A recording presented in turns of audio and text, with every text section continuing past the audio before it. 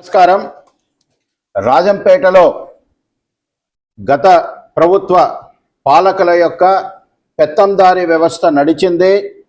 లక్షల ఎకరాలు పేదల భూమిని ఆక్రమించుకున్నారు. వాటిని కక్కిస్తామని చెప్పి తెలుగుదేశం పార్టీ ఆ పనికి సంకల్పించింది. ఆ పనికి సంకల్పించిన తర్వాత సాక్షాత్తు ఎమ్మెల్యే అతని యొక్క ఎస్టేట్ ప్రభుత్వ భూమిని ఆక్రమించుకున్నారు. దాన్ని ప్రభుత్వం స్వాధీనం చేసుకుంది. పేదలకు పంచి పెడదామంటే కోర్టును అడ్డబెట్టుకున్నారు.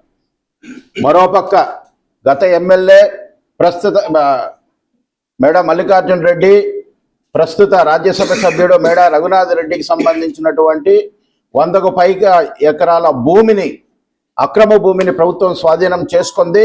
పేదలకు పంచి పెడతామంటే కోర్టును అడ్డం పెట్టుకున్నారు. ఇప్పుడు తాజాగా ప్రజాస్వామ్య వ్యవస్థకు ఎన్నికల మూలాధారం.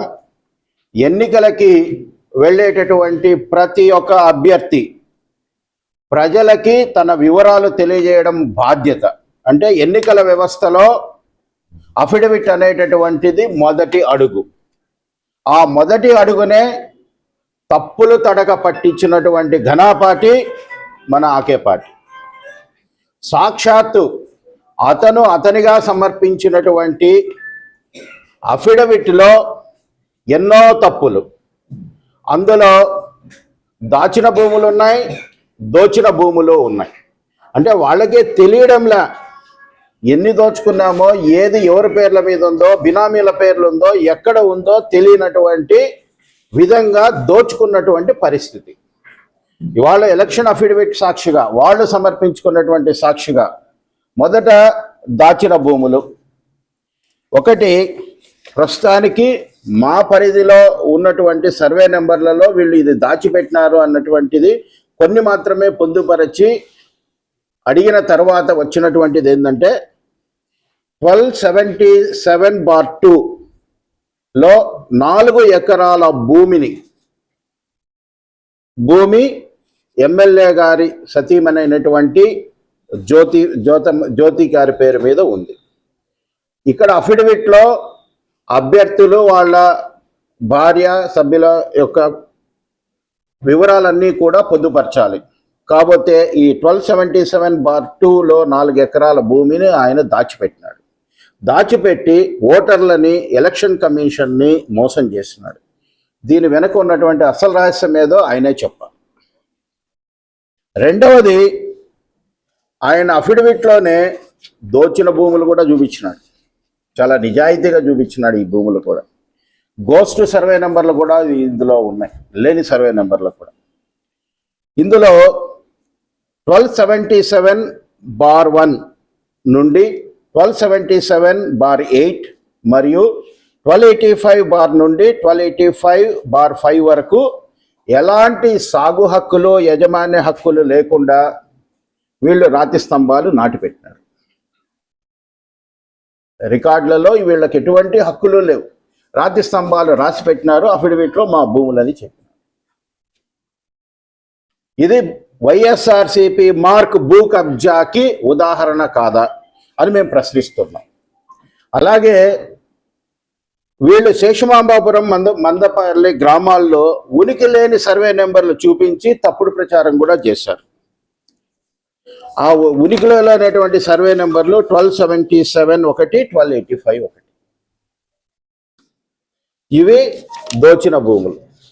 దోచిన భూముల్లో ప్రభుత్వం లాక్కున్నటువంటి 3వ కేటగిరీలో వచ్చేటటువంటివి చేస్తే 2024 ఎన్నికలకు ముందు ఎమ్మెల్యే గారి సతీమణి జ్యోతి గారి పేరు మీద సర్వే నెంబర్ 814-3లో 4 ఎకరాల గవర్నమెంట్ ల్యాండ్, అలాగే సర్వే నెంబర్ 56/9లో 2.35 ఎకరాలు వెబ్లాండ్ పోర్టల్లో అక్రమంగా ఎక్కించుకున్నారు. అది కూడా ప్రభుత్వం గుర్తించి వాటిని ప్రభుత్వం పరంగా స్వాధీనం చేసుకున్నది. ఈ విధంగా వాళ్ళు స్వయంగా ప్రకటించిన భూముల్లోనే వాళ్ళ భూమి ఏది, ఆక్రమించుకున్న భూమి ఏది, మనుగడలో లేని సర్వే నెంబర్లు కూడా ఎలక్షన్ కమిషన్ ముందు సర్వే చేశారంటే కనుక దిక్కు లేనటువంటి అక్రమాస్తులన్నీ కూడా వాళ్ళ పేరిట ఉన్నాయి. ఇది కేవలం ఎమ్మెల్యే గారికి మాత్రమే పరిమితం కాదు.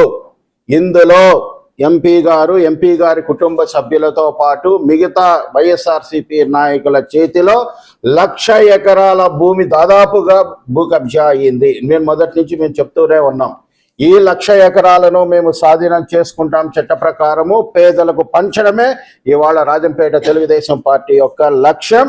దాన్ని మేము సాధించి తీరుతామని చెప్తూ ఉన్నాం.